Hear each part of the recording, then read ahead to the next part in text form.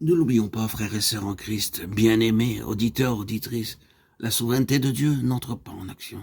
S'il n'y a pas de notre côté une préoccupation spirituelle qui soit en rapport avec ce que nous attendons de lui.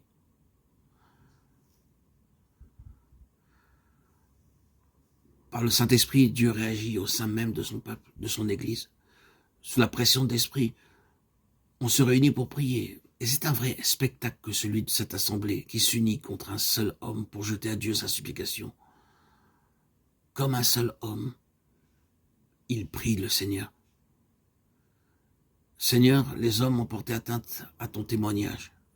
Et le ministère de ton témoignage est mis en échec.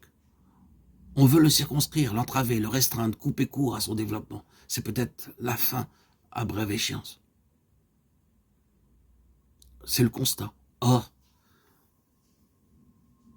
tout notre cœur s'insurge contre cette pensée. Toute l'assemblée, unie comme un seul homme, nous ne pouvons pas accepter qu'il en soit ainsi.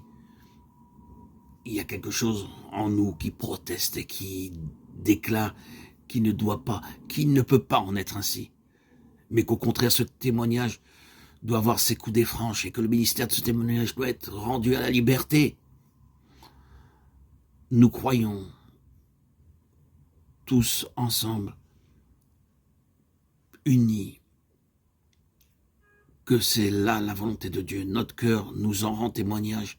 C'est pour cela que nous sommes contre cette affaire. Et tous ensemble, nous faisons monter vers toi notre protestation contre un tel état de choses.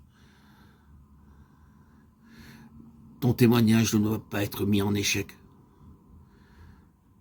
Combien de fois, en face d'une situation difficile, ne nous contentons-nous pas d'une de ces invocations à bon marché, comme si nous demandions à Dieu de nous rendre un service, attendant tranquillement que sa souveraineté veuille bien se mettre en mouvement.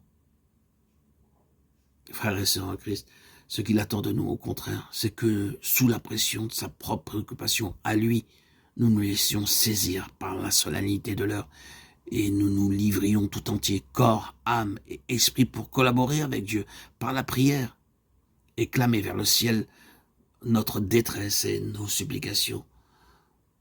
Dans ces conditions, oui, là, dans ces conditions, nous verrions Dieu étendre sa main et nous donner la preuve de sa souveraineté.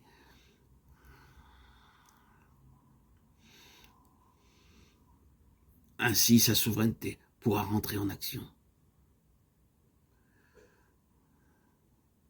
Si, dans le cas qui nous occupe, la souveraineté de Dieu s'est manifestée par l'intermédiaire de l'ange, l'ange de son côté ne faisait que collaborer avec le Saint-Esprit, qui lui-même avait au préalable exercé son action au sein du peuple de Dieu. Or, ce que Dieu cherche à nous mettre sur le cœur aujourd'hui, je le sens, c'est précisément cet aspect particulier de la souveraineté de Dieu, le privilège qui est le nôtre, la responsabilité qui est la nôtre, de collaborer avec lui par la prière à certaines heures décisives.